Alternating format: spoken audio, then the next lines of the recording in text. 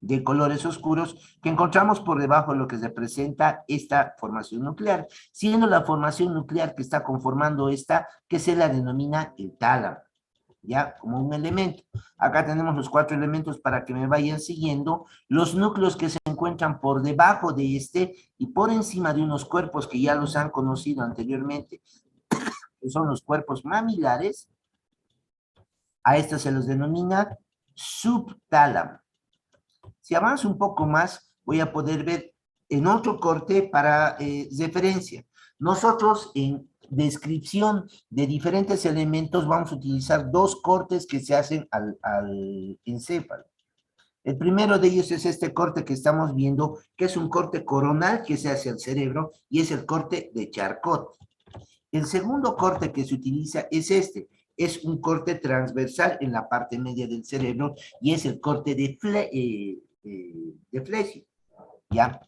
En el corte de Fleschig, ya viendo, vamos a ver la estructura principal, que es el tálamo, estructuras posteriores que encontramos acá, que corresponde al epitálamo, estructuras que en el corte de Charcot la vemos alrededor del tercer ventrículo, que se las denomina hipotálamo, y hacia la parte más posterior de los tálamos, el epitálamo, que correspondería a otra formación nuclear que se está formando más hacia la parte posterior.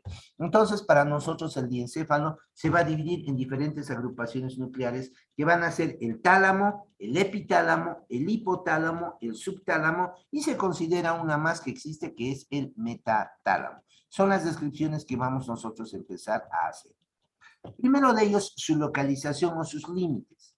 Sus límites se ven confundidos con los límites del mesencéfalo, ya que el mesencéfalo, dentro de la descripción clásica que se hace, se delimita un rombo que se llama el rombo optopeduncular, que va desde la protuberancia hasta lo que representa el quiasma óptico, limitado lateralmente por las cintillas ópticas y por estas estructuras mesencefálicas que se las denomina los pies los pedúnculos cerebrales. Estos me delimitan un espacio romboidal que se lo denomina el rombo optopeduncular. Opto por cintillas ópticas, hacia arriba. Peduncular por los pedúnculos cerebrales. En este rombo voy a dividir en relación con estas estructuras que son cuerpos mamilares, voy a trazarme una línea imaginaria por el borde inferior de estos. De ahí para abajo es mesencéfalo, externamente hablando. De ahí para arriba corresponde a diencéfalo. Quiere decir, ¿qué encuentro en el rombo primero? Fuera de diencéfalo o mesencéfalo. Ya, voy a encontrar un primer elemento yendo de abajo hacia arriba, que es la emergencia del tercer par craneal. El tercer par craneal emerge del rombo optopeduncular en su porción inferior, y por encima voy a encontrar numerosos orificios, pequeños orificios para vasos sanguíneos que penetren hacia el sistema nervioso. A este sector lleno de agujeritos se lo denomina el espacio perforado posterior, o también denominado la sustancia perforada posterior. Estos 2 elementos, que los vemos acá también en el dibujo, corresponden a mesencéfalo. De ahí para arriba es diencéfalo. Y como diencéfalo yo voy a describir, no se parecen tanto, acá lo vemos como 2 elevaciones, pero si vemos exactamente en cómo se ve en el cadáver, se llaman cuerpos mamilares porque parece, ¿qué diremos? Unas mamas. Parece el escote de una de nuestras señoras cholitas que se ponen escote grande, y a eso se los denomina los cuerpos mamilares. Estos ya forman parte del diencéfalo. Voy a encontrar un área, este sector, que está con un color un tanto más oscuro que el resto del sistema nervioso a este nivel, y se lo representa así. A esa porción se lo denomina el tuber cinereum, y del tuber cinereum va a salir hacia adelante un tallo, que es el tallo hipofisiario o el tallo pituitario del sistema nervioso, que corresponde al segmento con el cual el hipotálamo, parte del diencéfalo, va a tomar contacto con el lóbulo posterior de la glándula hipófisis, ¿ya? Y no olvidemos que la hipófisis era una glándula que tenía 2 lóbulos, un lóbulo anterior, principalmente glandular, y un lóbulo posterior nervioso, donde se secretan dos hormonas que las vamos a ver el día de hoy, que corresponde a la oxitocina y a la vasopresina. Bien, entonces ya conocemos los detalles que estamos encontrando acá. En el rombo optopeduncular, que estaría formado por el quiasma óptico, las cintillas ópticas, lo que representan los pedúnculos cerebrales hacia abajo. Donde encuentro el espacio de sustancia perforada posterior, la emergencia del tercer par craneal, como parte del mesencéfalo y como parte del diencéfalo, los cuerpos mamilares, el tuber cinereum y el tallo pituitario. Bien, eso es cómo externamente lo vemos. Es la única parte externa que podemos ver de lo que se presenta el diencéfalo. El resto de estructuras es interna y para poderlas entender tenemos que hacer cortes. Y haciendo estos cortes empezamos a ver esto nuevamente. Las estructuras que lo están formando va a ser este con color azul, es el núcleo de mayor volumen y tamaño y también de más importancia, de mayor importancia, que nosotros estamos encontrando dentro del encéfalo y se lo denomina el tálamo.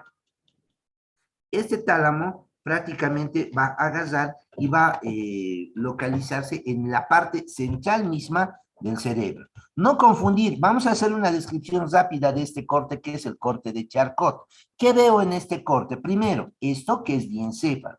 Para no perderme en la descripción, voy a ver que de esta estructura parte del diencéfalo, que es el tálamo, hacia afuera, vamos a encontrar esta franja de sustancia blanca del cerebro que se llama cápsula interna.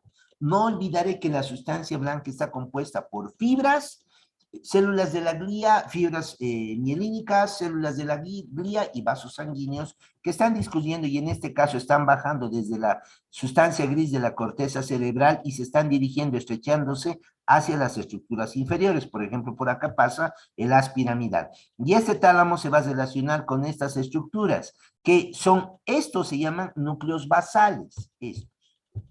Y va a corresponder principalmente a un núcleo con forma de una coma, diremos, con una cabeza, cuerpo y cola que no forma parte del diencéfalo, que es el núcleo caudado. Estamos describiendo el corte por si acaso.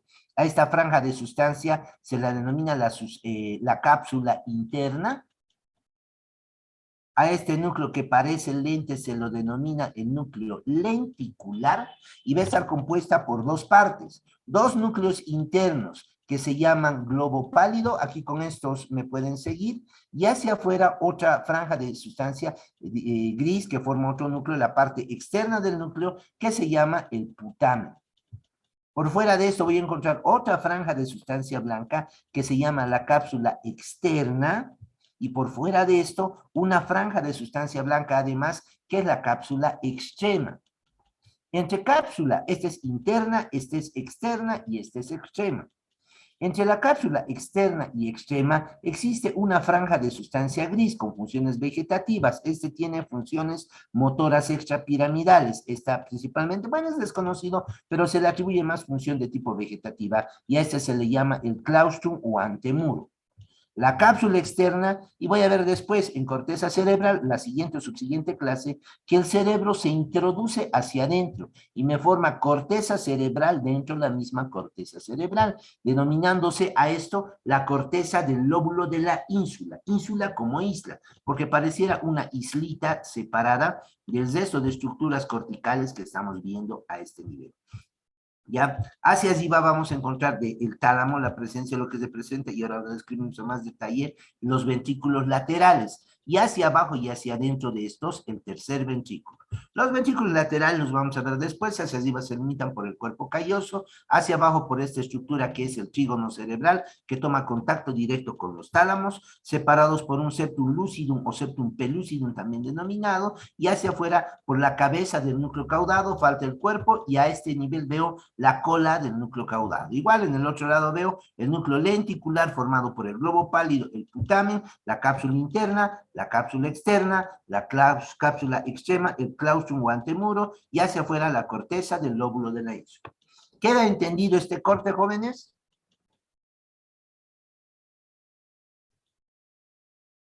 Nadie. Sí, doctor. Dime. ¿Sí? Bueno. El otro corte que se aplica es este corte, flecha. En este vemos la misma estructura central pintada con celeste y vamos a ver que el tálamo, que es el que vamos a describir en un momento más, es una estructura con forma ovoide, ¿ya? Describiendo el corte. Desde la parte anterior voy a ver la sustancia gris del lóbulo frontal, hasta acá, la cisura lateral del cerebro o cisura de Silvio, que se introduce hacia adentro y al fondo la corteza del lóbulo de la ínsula. La cisura parietal, la circunvolución parietal, perdón, y hacia adentro de esto es lo que se presenta la cápsula interna.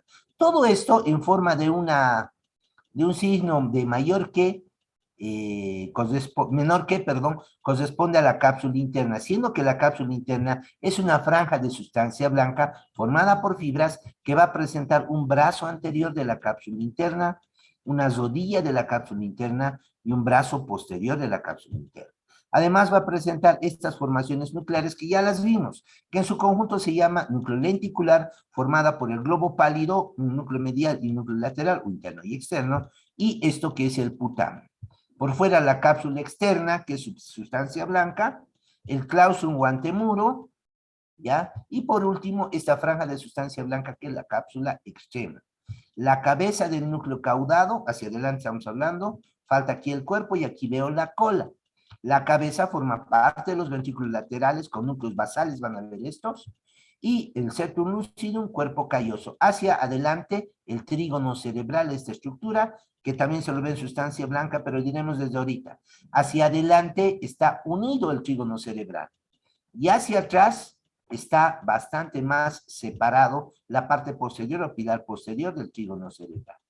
Bien, hacia atrás lo que se presenta el rodete o esplenio del cuerpo calloso, la cola del núcleo caudado, de este nucleocito que hemos visto, y la prolongación esfenoidal de los ventrículos laterales que los vemos posteriormente.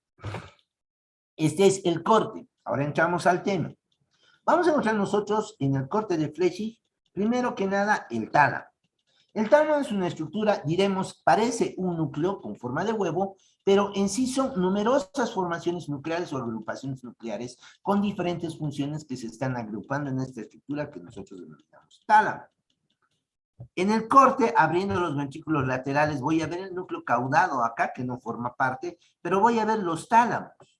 Y estos tálamos se caracterizan por lo siguiente. Primero, van a ser estructuras centrales y basales que se encuentran en el cerebro, en todo lo que se presenta en el cerebro. Segundo, para su estudio general, según el corte de Charcot, que es el más preciso, vemos nosotros que va a presentar una cara superior, una cara inferior, una cara medial, una cara lateral. Y con el corte de Flechy, veo que además va a presentar un polo anterior y un polo posterior. Un detalle particular que existe en estos es su eje. Su eje nos va a mostrar lo siguiente. Su eje nos va a mostrar de que no es un eje lineal, que no está recto, sino que su polo posterior está más próximo y su polo anterior están más próximos entre ambos polos anteriores y los polos posteriores están más separados, siendo que tiene un eje divergente de adelante hacia atrás, este elemento que corresponde al tálamo. Eso primero. Segundo, a ver, permítanme. Segundo, ¿dónde está? ¿Ya? Su cara superior. Su cara superior va a tomar contacto con esta estructura que en este lado está cortada, que corresponde al trígono cerebral. Si bien parece un detalle corto, ¿qué será este trígono? Deben ser unas pequeñas fibras nerviosas. Participa mucho este trígono cerebral en un circuito que se lo llama el circuito de Nauta, que está vinculado más en la actualidad juntamente con el circuito de Papez en lo que se presentan los procesos de memoria que se hacen. Y por lo tanto, como siempre, ha ocasionado precisamente bastante curiosidad y bastante intriga entre los que estudian esta disciplina, se lo ha explorado bastante bien.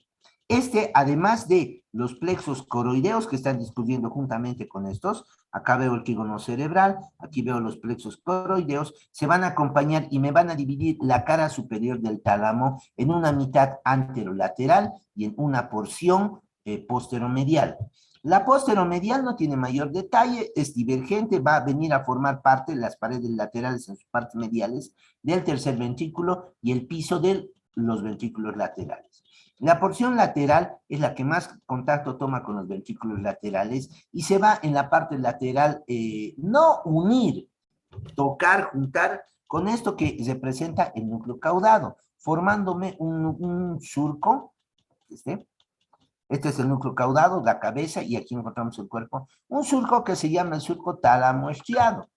Sin detalle, ya se describía mucho este surco estriado porque por ahí era un punto de referencia para encontrar a la vena tálamo estriada, a la estría terminal y a la lámina córnea, según el libro del doctor González, que son elementos que se encuentran en este surco tálamo estriado, sin mayor, digamos, descripción o relevancia en el aspecto que existan estos. Eso es su cara superior.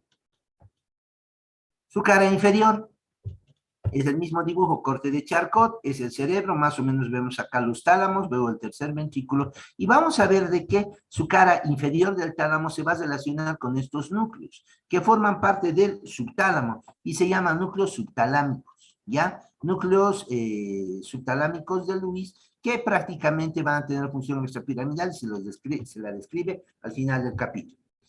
Sus caras laterales, mira el otro dibujo, está un tanto más ordenado, ¿ya? Su cara lateral se va a relacionar a través de este elemento blanco que se llamaba cápsula interna con el núcleo lenticular, ¿ya?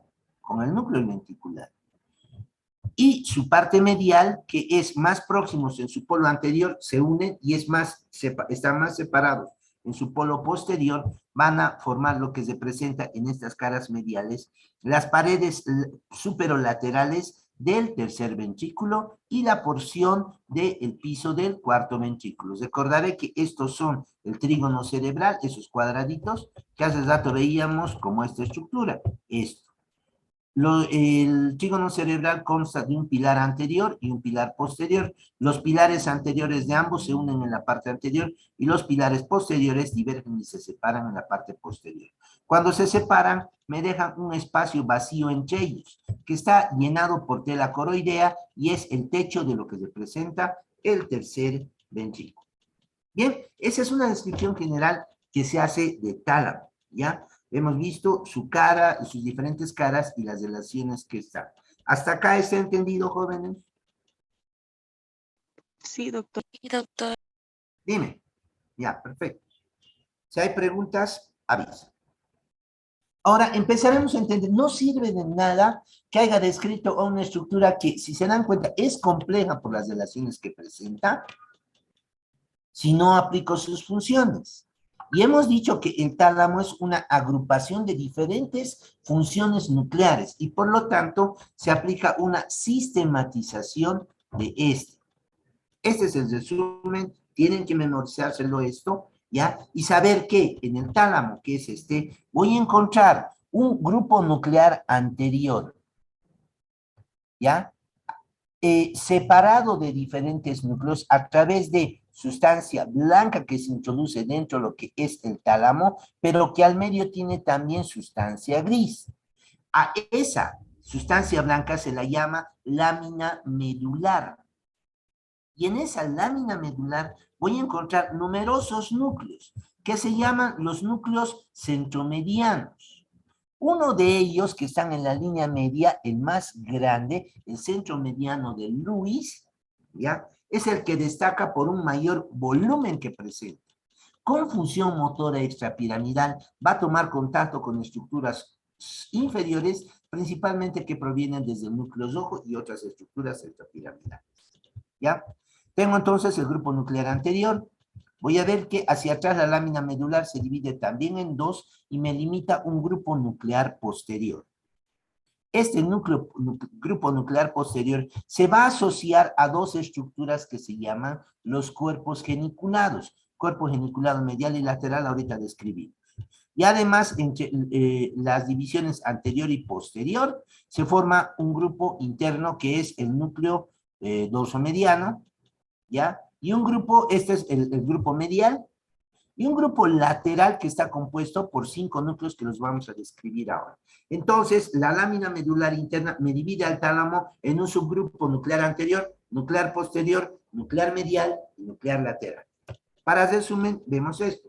El grupo nuclear anterior no tiene mayor nombre. Vamos a describir ahora su función. El grupo nuclear posterior también se lo denomina pulvinar del tálamo. Los núcleos mediales es uno solo, el núcleo dorsomediano. Y el subgrupo lateral, ¿ya?, se divide en dos grandes grupos. ¿Cuáles? Los grupos mediales y los grupos laterales. Ya, aquí vemos esto. Entonces vemos el subgrupo medial o dorsal y el subgrupo ventral. En el subgrupo dorsal encuentro dos núcleos, laterodorsal y lateral posterior. En el subgrupo ventral encuentro tres núcleos, ventral anterior, ventral lateral y ventral posterolateral. Si lo dejamos así, sigue sin tener un, ¿cómo les digo?, un sentido específico de lo que se presenta, para que los aprendemos. Por lo tanto, vamos a describir a estos núcleos ahora.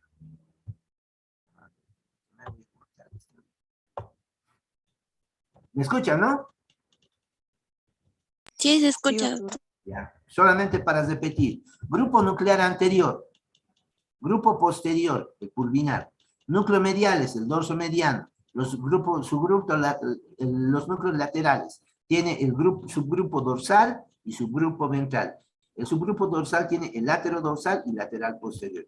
El subgrupo ventral tiene el ventral anterior, ventral lateral y ventral posterolateral del tálamo. Subgrupo anterior.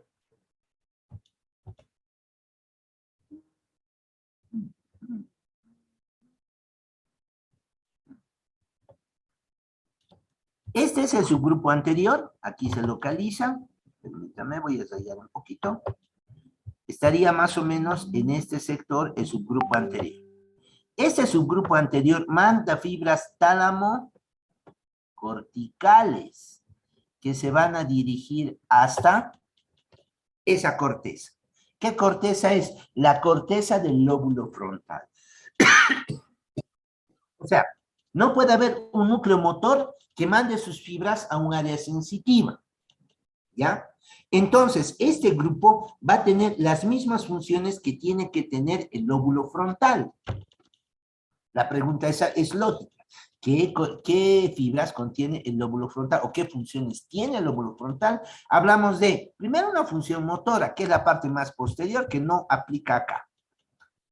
Segundo, la porción más anterior, todo este sector, va a presentar funciones específicas, como es memoria, como es atención, como es parte de pensamiento, razonamiento lógico, y lo que nos caracteriza a los humanos, que somos profundamente emocionales o sentimentales, de manera que este subgrupo anterior va a participar juntamente con algunas fibras de los núcleos mediales en lo que se presenta la memoria, la atención, las emociones, los sentimientos.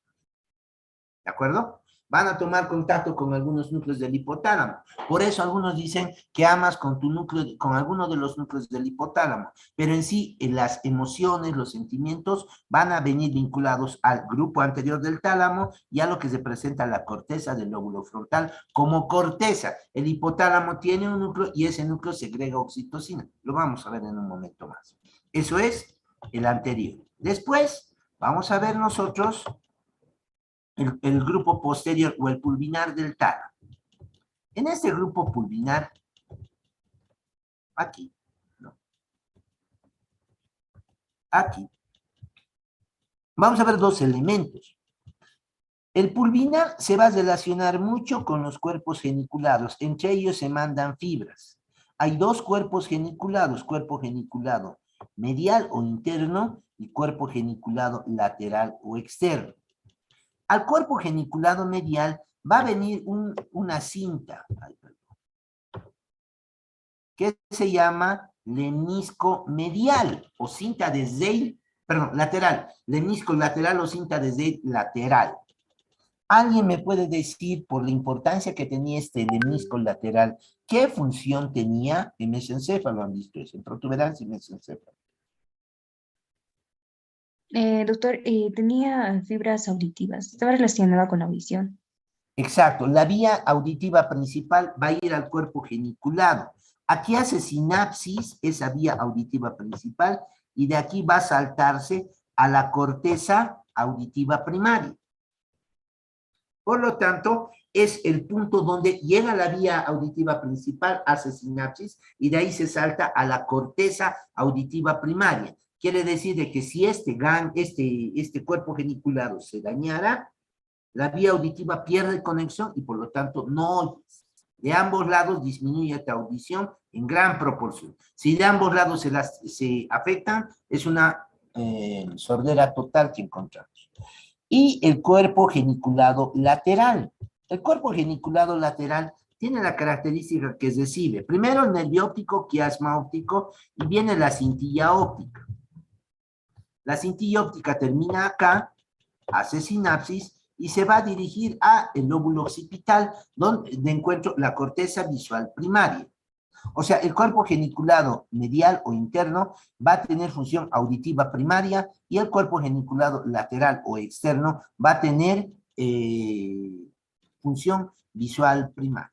A las fibras auditivas se las denomina las radiaciones acústicas de Pfeiffer y a las fibras visuales se las denomina las radiaciones ópticas de Gratiolet, que están yendo ambos a terminar respectivamente a la parte temporal auditiva y a la parte occipital visual primaria.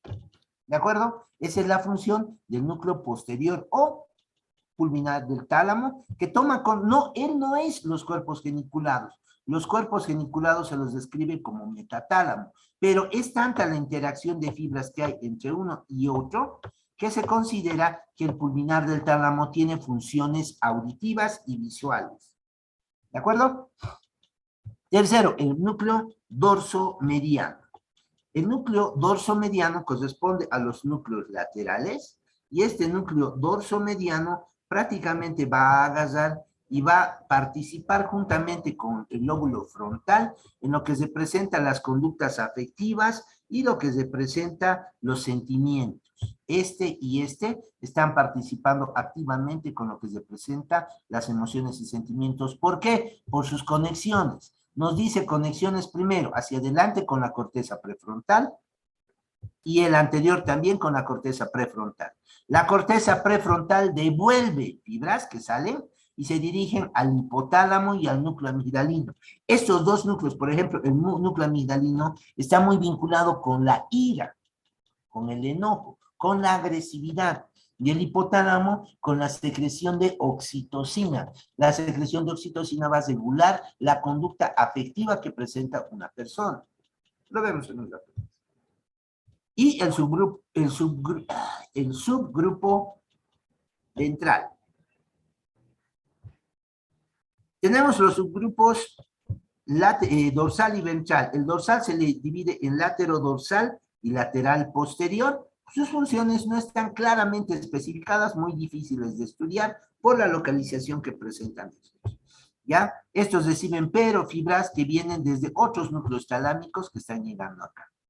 El subgrupo ventral tiene un grupo ventral anterior, un núcleo ventral anterior, un núcleo ventral lateral y un núcleo ventral posterolateral. El subgrupo ventral anterior va a relacionarse con el sistema motor extrapiramidal. Quiere decir que este manda fibras al núcleo de los que conocemos.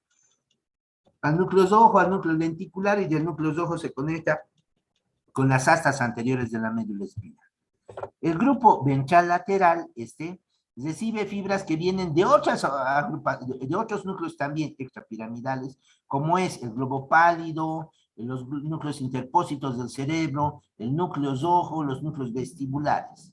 Y va a tener contacto con la corteza motora primaria, que es el área 4, y con las cortezas accesorias, que es el área 6, ya que es el área, forma parte de las áreas premotoras.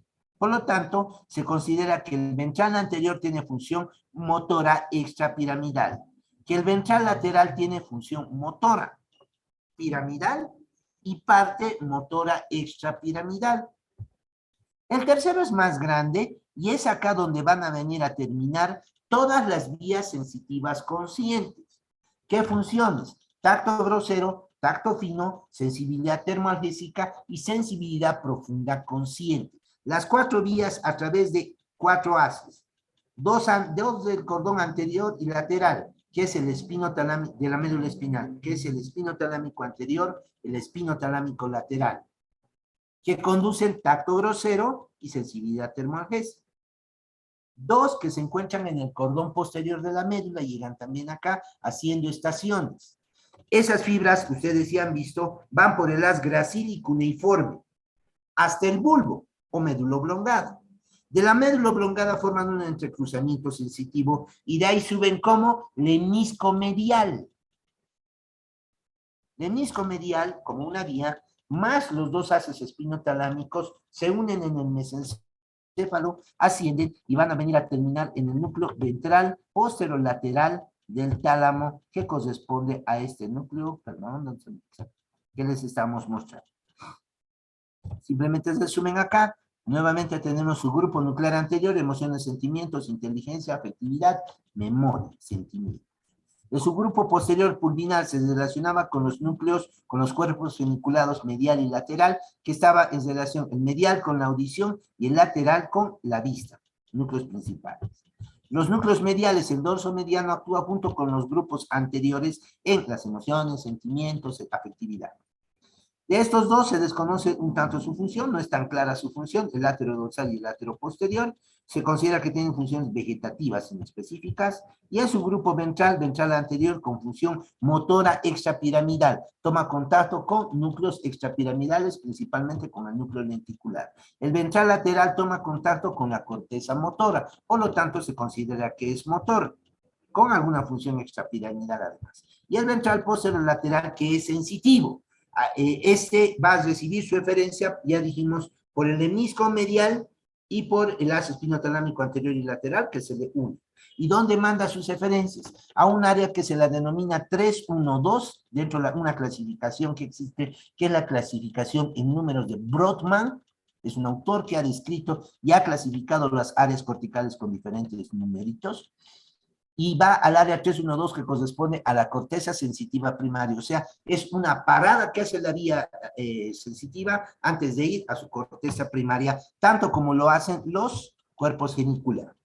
Dentro de una analogía que en lo personal yo hago, comparamos al tálamo como la secretaria de nuestro cerebro. Quiere decir que casi todos los estímulos van a venir a terminar, no entran directamente al tálamo, a la corteza cerebral, sino que primero van a ser filtrados y analizados por el tálamo.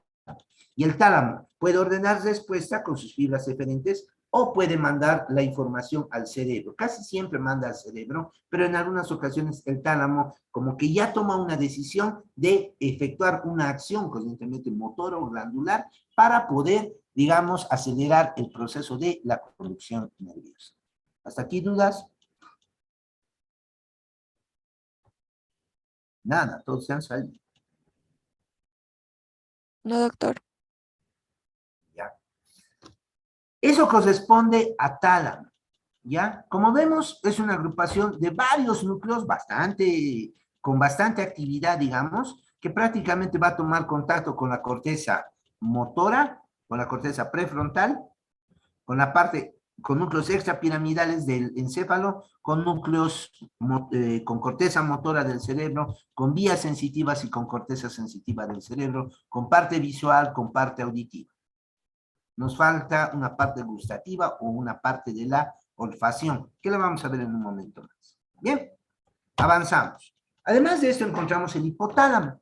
El hipotálamo va a corresponder una serie de núcleos que en un corte de Charcot nosotros vamos a encontrar que está entre lo que se presenta en las paredes laterales del tercer ventrículo, hacia abajo desde los cuerpos mamilares, hacia arriba hasta lo que se presenta las porciones inferiores de los tálamos. Hacia afuera, cesados o limitados por lo que se presenta los bordes mediales del núcleo de la zona inserta, este superior, y el núcleo subtalámico de Lewis en la parte inferior. Quiere decir que en este segmentito dispersos encuentro numerosos grupos nucleares, muy estudiados, bastante difusos, pero nosotros vamos a ir a darles sus características. Este va a vincularse demasiado con el tercer ventrículo. Por lo tanto, afectaciones, dilataciones del tercer ventrículo, del tercer ventrículo, puede venir a ocasionarme hiperestimulación de estos núcleos. ¿ya? Este se va a localizar, su pared anterior o el segmento anterior de estos va a localizarse principalmente relacionados con el zombo octopeduncular, que ya lo hemos descrito. En este caso voy a ver que su límite anterior de este hipotálamo también va a encontrarse con el borde posterior del quiasma óptico y de este quiasma sus partes posterolaterales van a hacer emerger las cintillas ópticas que toman contacto acá. El quiasma óptico recibe las fibras de los dos nervios ópticos, segundo par craneal. Y hacia atrás se continúa con las cintillas ópticas. ¿Dónde terminan estas cintillas ópticas? Acá veo las cintillas ópticas. En los cuerpos geniculados. ¿En cuál? En el lateral. Y de ahí a la corteza cerebral. Alteraciones que pueden existir a este nivel y alteren, choquen o compriman a esta cintilla óptica, van a tener como resultado un cierto tipo de ceguera en hemicampos que se da en la parte visual, que las vamos a ver posteriormente. ¿Ya? Los elementos que están conformando estos, entre los principales, este hipotálamo entre los principales, formando parte de los diferentes circuitos de Papez y de Nauta, vemos a los cuerpos mamilares. Esto es la única porción que se encuentra visible del hipotálamo y de acá se va a originar una estructura que se llama el trígono cerebral que lleva las fibras de estos cuerpos mamilares hasta la parte posterior del tálamo. Además vemos como elementos complementarios el tuber cinerio y el tallo pituitario. Bien, ahora para que podamos hacer nosotros una descripción de los diferentes núcleos, vamos a dividir a los núcleos del hipotálamo en dos grupos, mediales y laterales. ¿Cuáles son los mediales? El preóptico, casi siempre en el grupo, en la parte más anterior se vinculaban anterior, otra clasificación que existe, el núcleo preóptico, paraóptico y paraventricular. Y otros núcleos posteriores que sería el núcleo ventromedial, dorsomedial y lo que es el núcleo lateral. Dentro de la clasificación que estamos utilizando en el libro, los clasifican como mediales los que están en la parte media y los que están más para afuera, que serían del tercer ventrículo, que son los laterales. Entonces, encuentro el núcleo preóptico, el paraventricular. El núcleo preóptico, aquí lo vamos a ver, va a corresponder, el eje central para poder identificarlos es el quiasma óptico. El núcleo preóptico en la posición normal del cerebro se encuentra en la parte más anterior de este, poco más inclinado el cerebro. Este es el núcleo preóptico.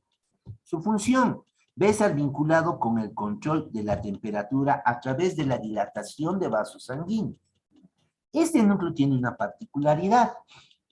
Ciertos anestésicos pueden inhibir totalmente su función, como que este núcleo regula la temperatura. Cuando estos anestésicos, o sea, es una complicación que existe después de la administración de anestesia, anestésicos generales principalmente. ¿Ya? ¿Y cuándo se da este fenómeno esta inhibición de su función?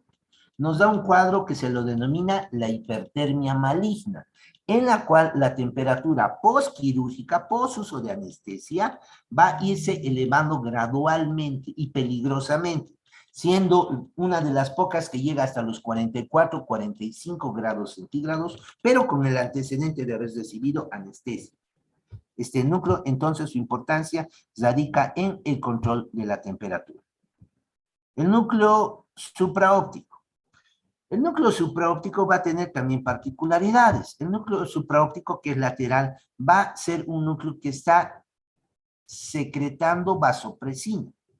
Este, juntamente con el núcleo paraventricular, que secreta oxitocina, se van a dirigir a través de lo que representa estos dos. ¿Ya? Se va a dirigir a través del tallo pituitario al lóbulo posterior de la glándula hipófisis o glándula pituitaria y va a participar en la secreción específicamente de oxitocina y vasopresina, también denominada antidiurética. La oxitocina, también denominada para muchos la hormona del amor, es una hormona que como que predispone al mismo organismo, al mismo sistema nervioso central, a la afectividad. Sus concentraciones, además, favorece la contracción uterina y el trabajo de lo que se presenta la no expulsión, sino el mecanismo, el inicio del mecanismo de trabajo de parto durante el parto y además en la contracción de los asinos mamarios cosa de que se pueda facilitar la emisión de la secreción mamaria. Por eso se solicita a las mujeres que han dado a luz pecho materno lo más rápido posible después de haber tenido a su productito. ¿Por qué? Porque se quiere reforzar el vínculo afectivo entre madre e hijo. O sea, no es tan fácil que agarra, sale mi hijo, lo agarro, ay, qué lindo, y ya lo quiero. Se necesitan procesos neurológicos dentro de la corteza cerebral que faciliten ese apego afectivo. Si ustedes se dan cuenta, las emociones, la afectividad, no es tan fácil. O sea, no es que alguien, por ser alguien, venga, diga, ¿sabes qué? ¿Quieres salir conmigo? ¿Quieres ser mi enamorado, mi enamorada, pareja? No es que diga ya y yo ya sienta afectividad por él. No, sino son procesos que se van dando, que van haciendo que se secreten diferentes neurotransmisores, entre ellos oxitocina, que favorezcan que se desarrolle esa afectividad con una persona determinada. Hay personas que pueden venir, declararse a uno, pero no me llaman, no siento nada. Y hay otras con las cuales desde el momento que hablo o en el momento que empiezo a conocerlas, empiezan a desarrollar afectividad en mi persona. Esos son la importancia de los núcleos preópticos, supraóptico, paraventricular. Otros núcleos que nosotros encontramos va a ser el núcleo ventromedial por un lado y el núcleo lateral por el otro. Estos se van a vincular principalmente con lo que se presenta el apetito, siendo que el núcleo lateral estimula el apetito, siendo que el núcleo ventromedial inhibe el apetito. Un hiperfuncionamiento del grupo lateral va a hacer de que la persona no sienta saciedad. Estos participan en el mecanismo de la saciedad y en el mecanismo del hambre, cuando se despierta el hambre. A veces no entendemos por qué vamos al refrigerador a veces. O sea, abrimos un refrigerador o vamos a comer a algún lado, comemos uno y no se detiene el hambre, seguimos con hambre, comemos un tanto más, normal. Si es que es exagerado esto, hay personas muy obesas que tienen muy pobre control sobre lo que representan estos mecanismos del apetito, que tienen el núcleo lateral bastante más activo. Y en otros que prácticamente no tienen hambre. La depresión actúa mucho también a nivel del núcleo dorsomedial por la disminución de la secreción de algunos neurotransmisores y también inhibe esto. Por lo tanto, una persona con depresión no va a sentir hambre. ¿Ya? Otros núcleos de los cuales ya no se describen tanto sus funciones es el dorso medial, el posterior para los núcleos mediales y núcleos del túber para lo que representa los laterales. Ahora, el núcleo mamilar o los cuerpos mamilares que corresponden a estos, quiero que notemos. Aquí tengo el mesencéfalo y ahí va a estar proyectado los cuerpos mamilares.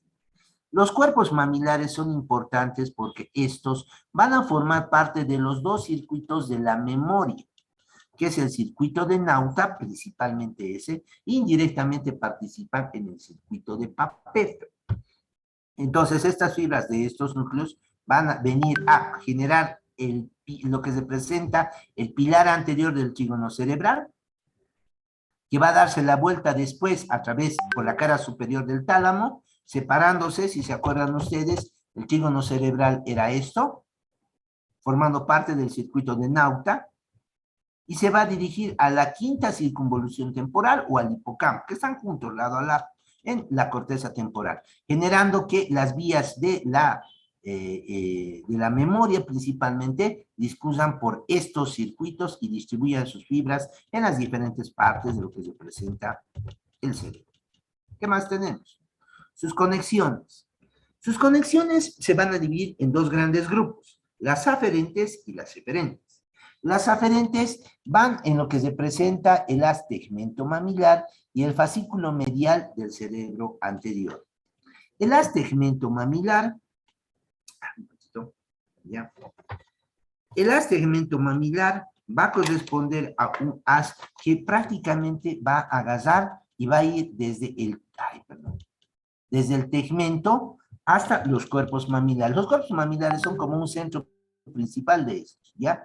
Y se va a dirigir de acá hacia lo que se presenta el tálamo, uno, otro hacia lo que se presenta la corteza cerebral, Y sus fibras eferentes salen como fascículo medial del cerebro anterior, que se originan desde el tálamo, desde los cuerpos mamilares y van a descender a diferentes localizaciones que encontramos en el tronco encefálico.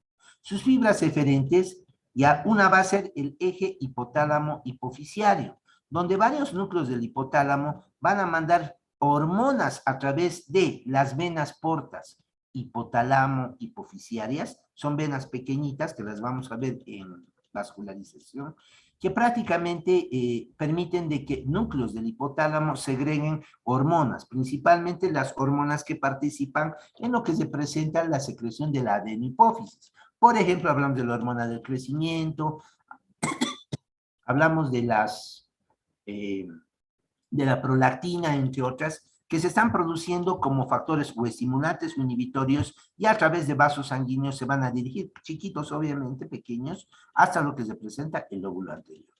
Vamos a encontrar el fascículo longitudinal de Schultz, que está saliendo de diferentes núcleos hipotalámicos y se está yendo a perder en los núcleos vegetativos de los pares craneales.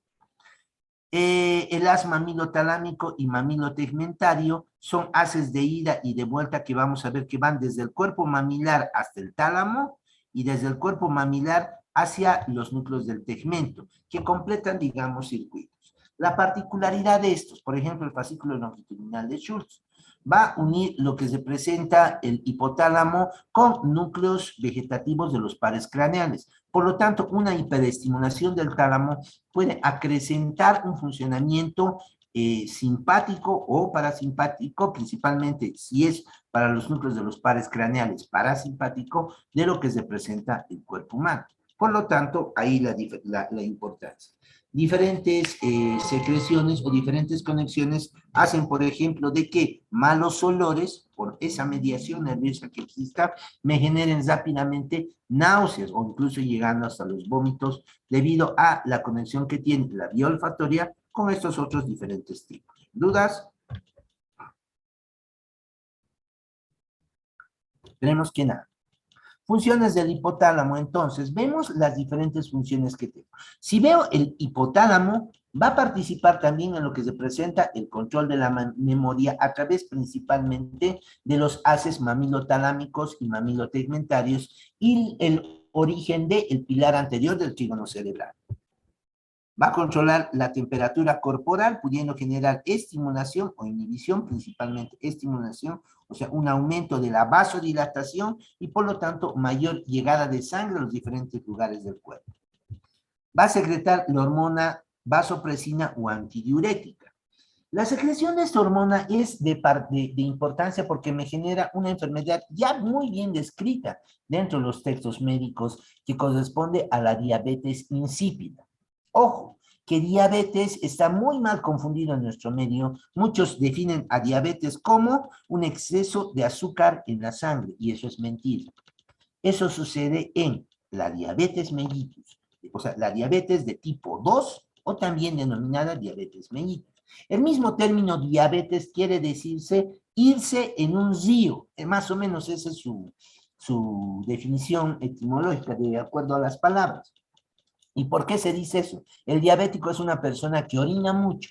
Por cualquier motivo orina mucho.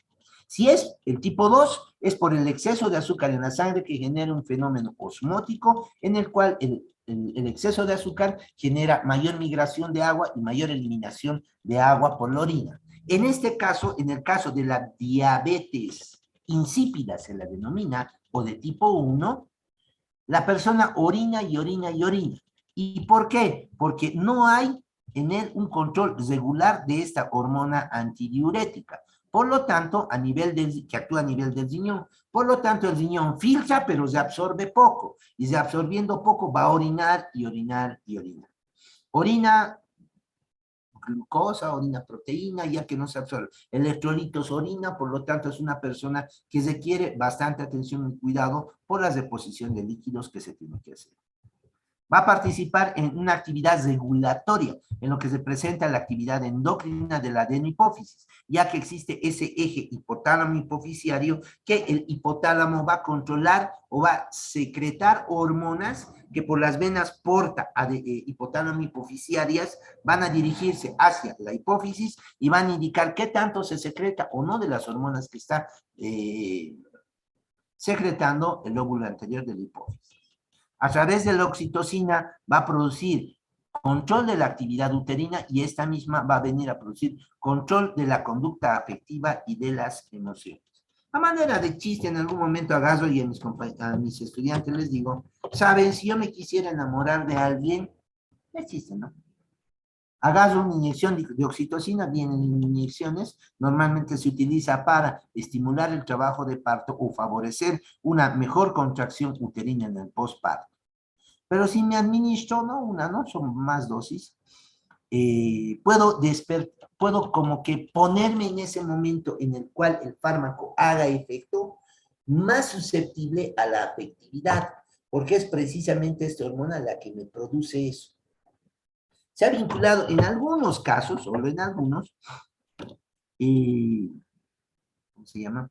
El estrés postparto, la depresión postparto, ya que quizás han tenido ver, hemos visto muchos casos durante la actividad, en las cuales nace el niño y la madre tiene un profundo rechazo por su hijo, emocionalmente hablando, durante ese periodo.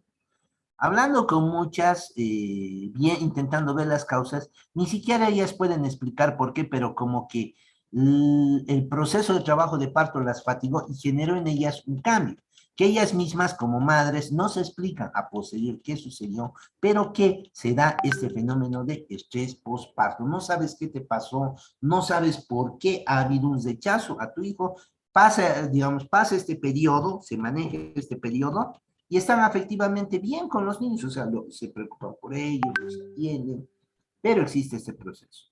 ¿Dudas? No, doctor. Qué bueno, me alegro. No hay nadie. Seguimos. ¿Qué más encontramos nosotros dentro de lo que corresponde? Encontramos lo que es el epitálamo. El epitálamo van a ser tres estructuras que nosotros encontramos en la parte posterior de lo que se presenta el tálamo, ¿ya? Posterior superior de lo que se presenta el tálamo, y vemos, este es el tálamo en su parte posterior.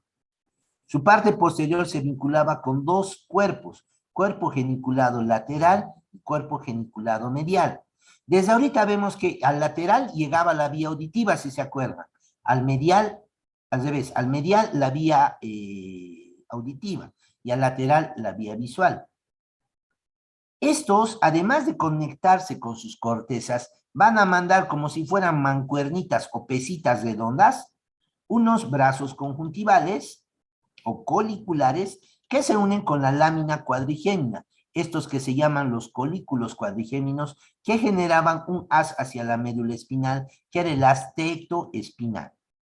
Por encima de, entre estos cuatro tubérculos cuadrigéminos, encuentro un surco en cruz cruciforme y justo por encima encuentro la glándula epífisis, también llamada la glándula pineal, que esta va a tener unos pilares o raíces, que va a ser un pilar anterior y un pilar lateral. El pilar anterior se dirige por encima del tálamo, ya como estría terminal, y el pilar lateral, solamente se llama así, se dirige hacia la parte lateral, generándome la presencia, juntamente con los cuerpos geniculados, de unos triangulitos que se llaman trígonos avenulares. Estos trígonos avenulares tienen función, o ahí se localiza funciones olfativas reflejas. Los tubérculos cuadrigéminos tienen función. El cuerpo genicular lateral, ¿qué función tenía otra vez? Eso es pregunta de examen. ¿Visual? La función visual. Cuerpo genicular lateral visual. Quiere decir que de acá las fibras saltan a la corteza visual.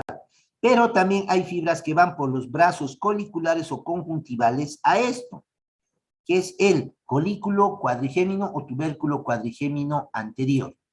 Este tiene función visual auditiva refleja. Esta es auditiva primaria. Esta es auditiva refleja. Por ejemplo, si escucho mi nombre, mi cerebro va a procesar la llamada por mi nombre. Póngale a mí, Sergio me dice. Yo agarro mi cerebro, interpreta Sergio. Pero esa es la función primaria. Quiere decir mi cerebro interpretando el sonido. Pero la refleja va a ser, viene un estímulo que dice Sergio, mi nombre. Yo reconozco mi nombre y voy a decir quién es, y casi de manera refleja me daré la vuelta para ver quién me está llamando. Eso es una función auditiva refleja. ¿Por qué? La audición ha ido a ser procesada en el cerebro, mientras que la audición va a generar función motora para responder a los estímulos auditivos. Los colículos cuadrigéminos mediales van a tener o tienen una función visual refleja. Y por encima el trígono avenular, que está lateralmente a la glándula pineal, va a tener una función olfativa refleja, se conoce a esta función. La glándula pineal, bueno, es muy mágica esta glándula, la han vinculado con la apertura del tercer ojo en algunas culturas, pero es una glándula que dentro de lo que se ve está produciendo una hormona que se llama la melatonina, que es la hormona del sueño y de la vigilia. La secreción de esta favorece el sueño. Mal funcionamiento de esta pobre vascularización o disminución de la vascularización de esta van a generar insomnio, ¿ya? Insomnio o alteraciones del sueño, que sería un insomnio, digamos, total, o insomnio por etapas o por ciclos en los cuales la persona va a despertar y dormir cíclicamente sin poder conciliar adecuadamente el sueño. Y por último encontramos dentro de estas, hacia atrás, la comisura blanca posterior, que es un elemento de sustancia blanca que une el lóbulo occipital con el lóbulo occipital del otro lado del cerebro, y que se lo describe más cuando veamos sustancia blanca, ya que ahí vamos a entender un tanto más. También cómo vamos, ya estamos bien. Por último, encontramos el subtálamo. El subtálamo van a corresponder a dos nucleocitos principales que estamos viendo, que corresponde al núcleo de la zona inserta y al núcleo subtalámico de Lewis. Estos dos núcleos que se encuentran por debajo del tálamo van a tener fibras importantes de conexiones con el núcleo lenticular. Por eso se considera que estos dos núcleos tienen una función principalmente de la misma que tienen estos. Estos tienen función motora extrapiramidal y por lo tanto estos son otros núcleos por encima del núcleo rojo que tienen función motora de tipo extrapiramidal. ¿Ya? Pero ahorita volvemos con esto. Quiero ver esto. A ver. Aquí. Por último, aquí ya empezamos la descripción del tercer ventrículo. El tercer ventrículo es una cavidad que se encuentra por debajo del tálamo, ¿ya? Que se encuentra en la parte central del cerebro. Si ven un corte de Charcot, lo voy a ver acá. Si veo el corte de Flechy, lo voy a ver principalmente en la parte posterior. Más o menos aquí se proyecta el tercer ventrículo. En el corte de Charcot voy a decir que el tercer ventrículo va a tener una pared superior, formada en la parte anterior, superolateral por los tálamos, y en la parte posterior, que es este segmento, o aquí también lo vemos aquí, en este segmento, cesado por la tela coroidea, que va a ser una membrana que va a cesar y va a separar este tercer ventrículo de otros ventrículos que se encuentran por encima, que son los ventrículos laterales, que los veo acá. ¿Ya? Sus paredes laterales van a estar formadas por las paredes mediales del tálamo y por las células del hipotálamo. Indirectamente se relaciona con los núcleos subtalámicos. Va a presentar una pared anterior. Su pared anterior va a estar relacionada principalmente con lo que se presenta el pico del cuerpo calloso, el quiasma óptico, que se encuentra más o menos a este nivel, y hacia atrás lo que se presenta las fibras que están dirigiéndose desde lo que es el quiasma óptico hasta el lóbulo posterior de la glándula hipófisis. Va a continuarse hacia los ventrículos laterales o va a comunicarse a través de un agujerito que se llama el agujero interventricular o agujero de Monro, que comunica los dos ventrículos laterales, incluso con el tercer ventrículo.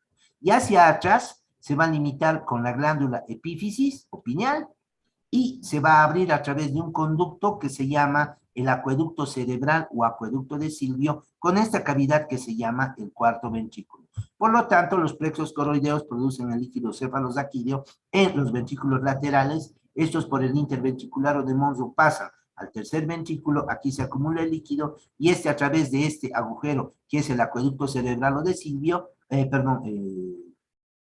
por el acueducto cerebral, van a pasar al cuarto ventrículo.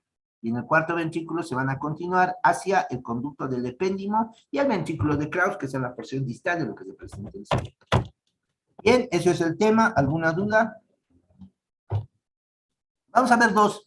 Cuando hablamos de lesión de los núcleos subtalámicos, estamos hablando de una patología que se llama el hemibalismo, ¿sí? Permítame un ratito, vamos a ver un poco de hemibalismo como caso clínico de esto. Cosas, presentación, pantalla.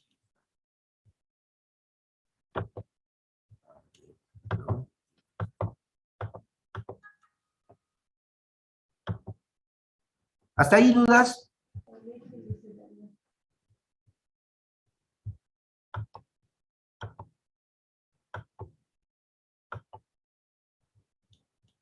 Nadie, ya me caí. Me está fallando. Quería que veamos este hemibalismo. Un caso lindo que encontramos por ahí. ¿Tengo presentación, chicos? Sí, doctor. Ya. Sí, doctor. Que veamos esto. Necesitamos ver, cuando vean un síntoma general, quiero que lo vean en internet, estamos viendo ahorita en YouTube. Aquí define el hemibalismo que son movimientos espásticos, involuntarios, rápidos e incoordinados que afectan a la mitad del cuerpo, especialmente a las extremidades superiores. ¿Tengo presentación? Sí, doctor. Ya, perfecto. ¿Cómo se causa?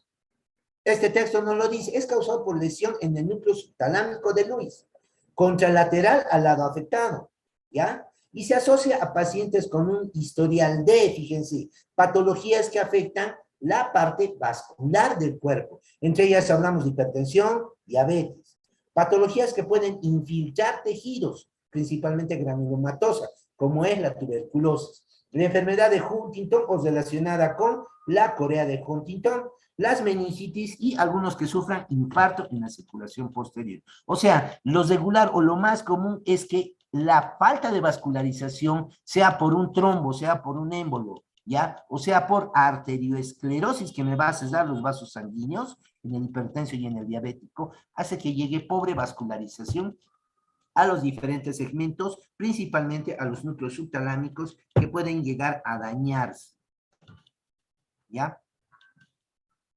El caso clínico es de un hombre de 58 años con diabetes mellitus mal controlada por lo menos de hace 10 años que inició súbitamente. ¿Qué es el núcleo dañado? El núcleo, principalmente el globo pálido con sus conexiones con el núcleo subtalámico de Lewis. Acá vemos en un estudio prácticamente la representación. Quiero que presten atención al lado derecho del paciente. Hablamos tanto de mano, pero principalmente en pierna. Lado contralateral quiere decir que la afectación ha debido estar en el lado izquierdo de la corteza cerebral. ¿Escuchan el audio? Doctor, El video. ¿está mostrando video? Sí. No se logra ver en la pantalla, doctor, solo se ve la diapositiva. ¿Qué diapositiva se ve? Su presentación se ve, no se ve video en YouTube. Se ve la diapositiva de los links, doctor. Ahora, Ahora sí, doctor. Ahora sí. ya, retrocedo un poco. Caso clínico. 58 años, diabetes mellitus, 10 años. Alteración del globo pálido y de lo que se presentan los núcleos, el núcleo subtalámico. Aquí veo el corte de Charcot que les mencionábamos y aquí veo al paciente. ¿Tiene audio el video o no, chicos? ¿Se escucha el audio del video? Muy poco, doctor. Poco. ¿No? Muy poquito se oye. Ya. Se le pide que doble la rodilla derecha. Vean los movimientos que está presentando el paciente. Se le pide que estire la pierna, pero miren, el lado izquierdo normalmente lo flexiona, no hay movimientos accesorios. El brazo, fíjense cómo lo mueve.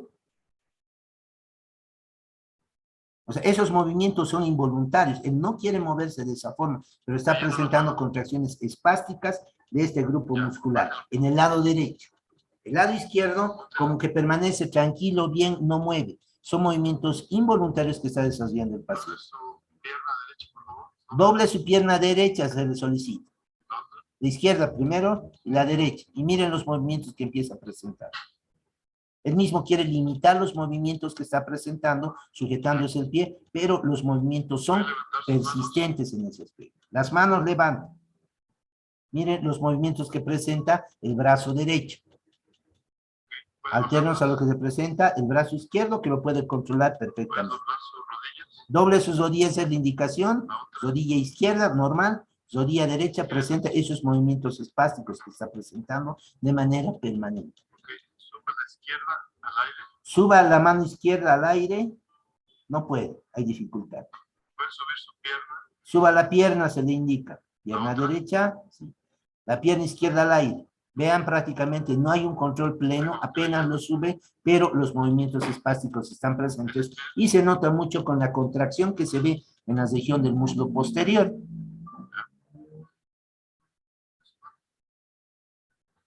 Se le va a pedir que se siente, que mueva, y vean, los movimientos son persistentes. ¿Podrá caminar, creen ustedes?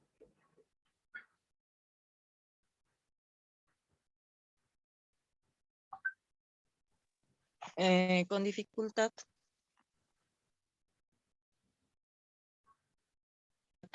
No va a haber coordinación, no va a poder, doctor. Es difícil que camine, es muy difícil, ¿por qué? Porque la contracción tendría que ser sincrónica para que pueda caminar. Puede caminar con dificultad, pero va a presentar un tipo de marcha que quiero que vean. Él para poder caminar da un pie, normal, y el otro lo sube como marchando. Uno normal, y el otro como si marchara, lo va a elevar más allá de sus límites normales dentro de una marcha regular que existe.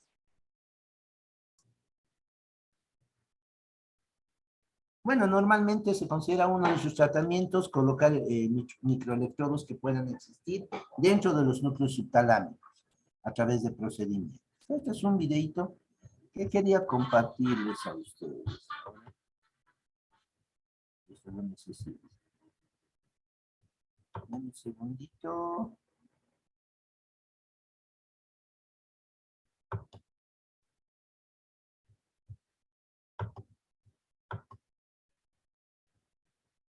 A ver si rezamos el otro.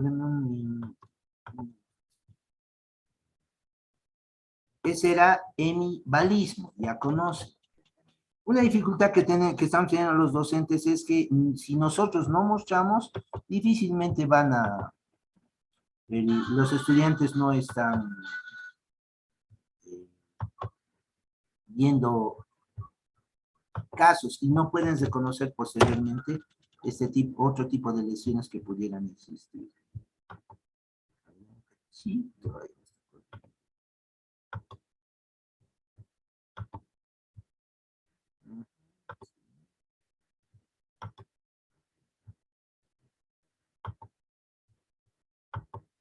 ¿me avisan si hay presentación? Sí, ¿Hay se video o ve. no hay video? Sí, doctor. hay.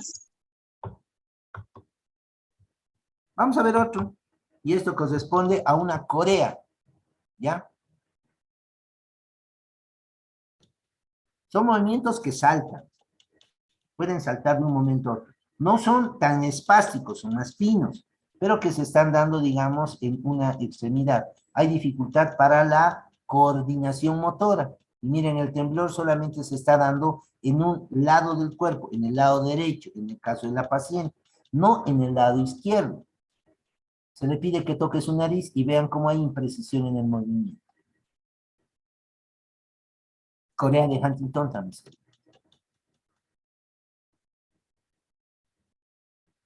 ¿Los pies están con ese movimiento como en el otro caso? No. No. Solamente estamos viendo en las extremidades superiores que puede estar ese movimiento. Pero ese movimiento. Se le dice que haga como que se toque los dedos. También hay imprecisión en ese movimiento, favorecidos por lesiones que presenta esta persona a nivel de diferentes formaciones, principalmente extrapiramidales. Extendiendo los brazos, persiste el temblor.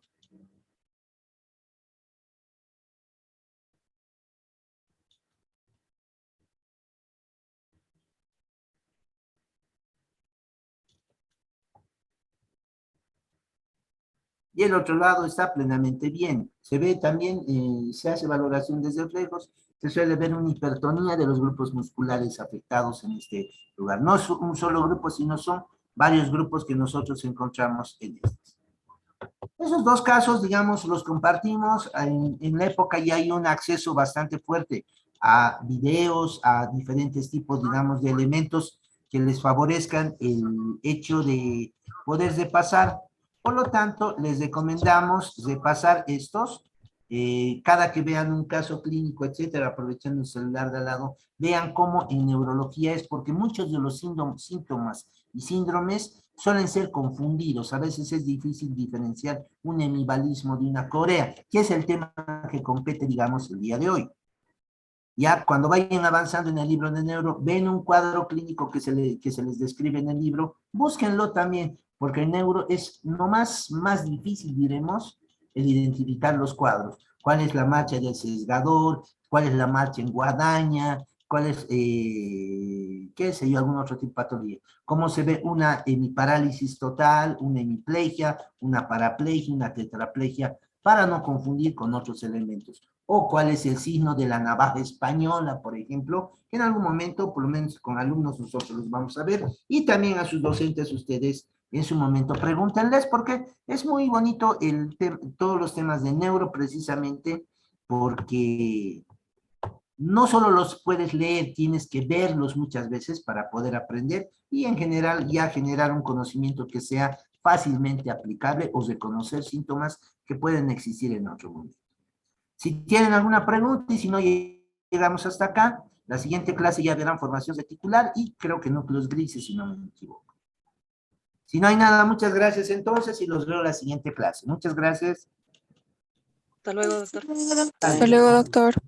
Hasta luego. Hasta luego, doctor. Gracias, hasta luego.